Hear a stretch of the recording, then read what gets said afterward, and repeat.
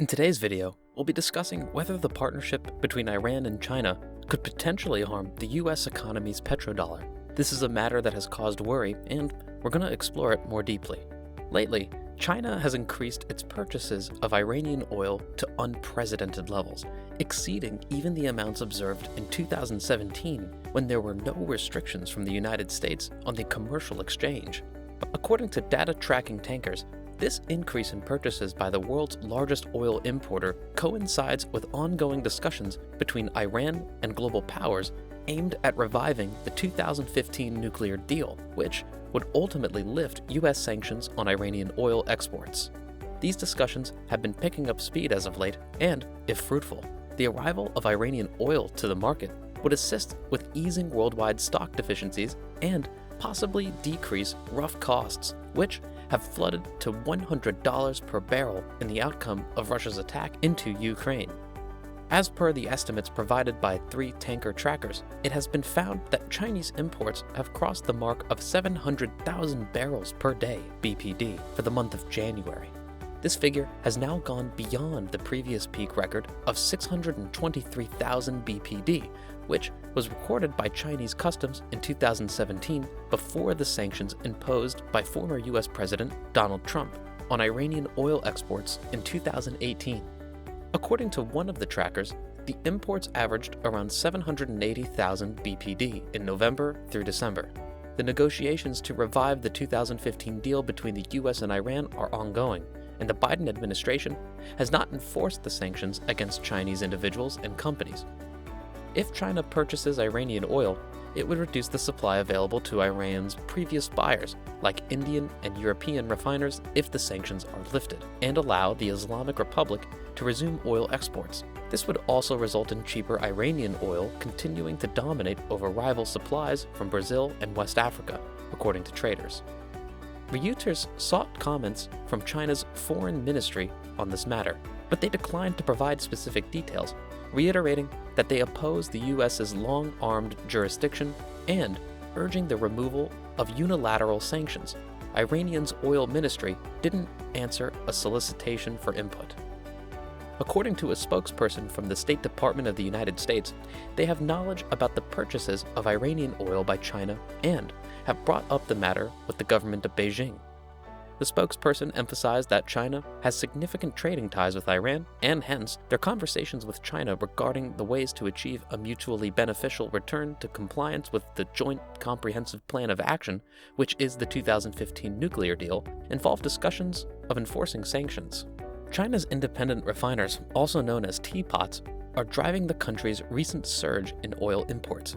Traders say the teapots are drawn to the discounted prices, particularly since domestic refining margins have been squeezed by regulatory oversight.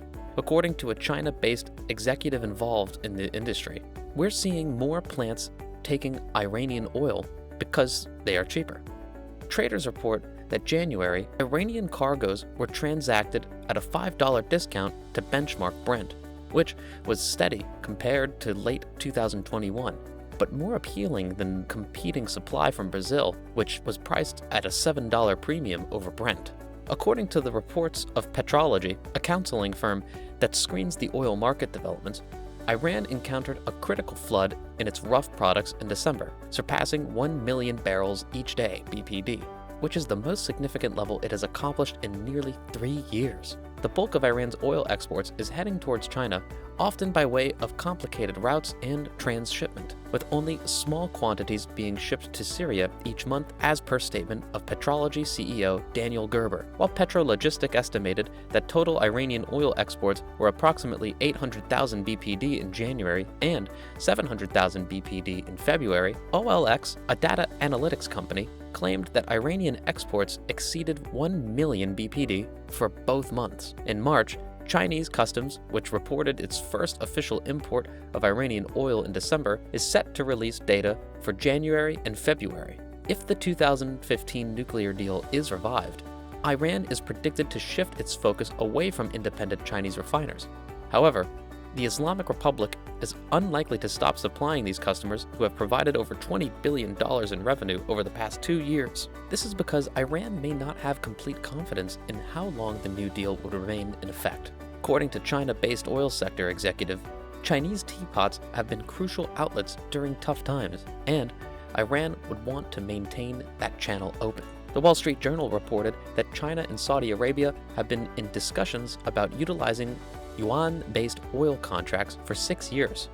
However, the talks have seemingly gained momentum due to Saudi Arabia's growing discontent with the United States. In particular, the Saudi government is discontent with the U.S. long-term security responsibilities to safeguard their country, as well as President Biden's endeavors to resuscitate the Iran atomic arrangement.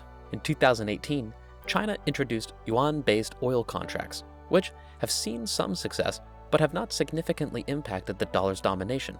In the event that Saudi Arabia was to begin leading business in yuan, it would be a significant catastrophe for the dollar and a critical advantage to China, as the Chinese would normally like to lessen their dependence on the dollar. Normally, this advancement has not been generally welcomed by the U.S. authorities. One senior U.S. official went so far as to label the idea of Saudi Arabia selling oil to China in yuan as aggressive and highly volatile, as it is unlikely to happen. It is somewhat ironic to describe this move as aggressive, given the United States' history of using the dollar as a weapon for many years. It is possible, however, that this is simply posturing and not indicative of any concrete action. The Saudi economy may face some risks if it decides to sell oil in yuan, since the Saudi rial is tied to the dollar.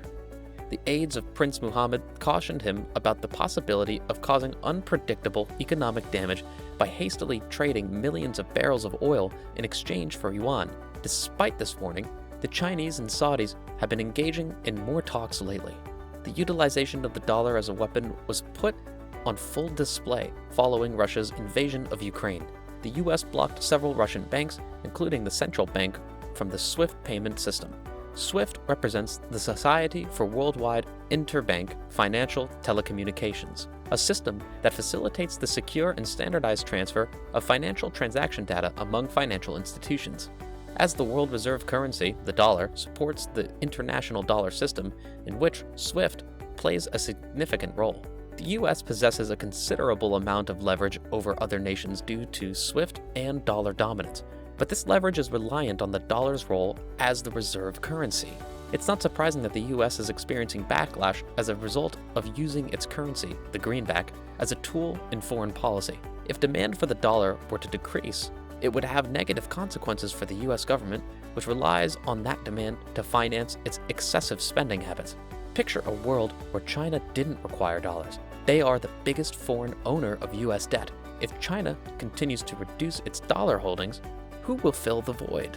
Throughout recent years, the Federal Reserve has been forcefully purchasing treasuries and applying its impact on the bond market. But now, it's scaling back those purchases and considering shrinking its balance sheet.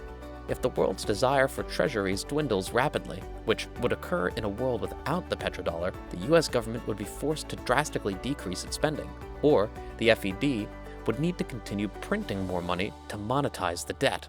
Even if this is only speculation, it emphasizes that the dollar's stability is questionable. U.S. policymakers would be wise to carefully consider how they might use the dollar as a weapon in the future. China's strategy of introducing a new low futures contract in yuan is a clever move. By doing this, they are following in the footsteps of the U.S. dollar, which has achieved dominance in foreign currency markets, as described by scholars like Barry Eichengreen and Eric Hellinger. In the early 20th century, the US dollar became quite popular and solidified its position at the Bretton Woods Conference of 1944. There, the decision was made to either establish an international unit of account or tie the US dollar to gold. The US emerged victorious, and the dollar remained linked to gold until the 1970s, when significant US balance of payments deficits led to stress on the dollar, and other countries started requesting to redeem their dollar reserves for gold. This put a strain on the U.S. gold reserves until Nixon severed the dollar-gold link in 1971. The petrodollar system, in which oil exporters agreed to price their oil in dollars, further cemented the dollar's position in the world's reserve currency. This arrangement meant that any country wishing to purchase oil needed dollars to do so. The petrodollar system allowed the U.S. government to export inflation while maintaining the dollar's value. Countries held dollars in reserve to buy oil, and the U.S. continued printing dollars, knowing there was a demand for them. However, the future of the petrodollar is now in question.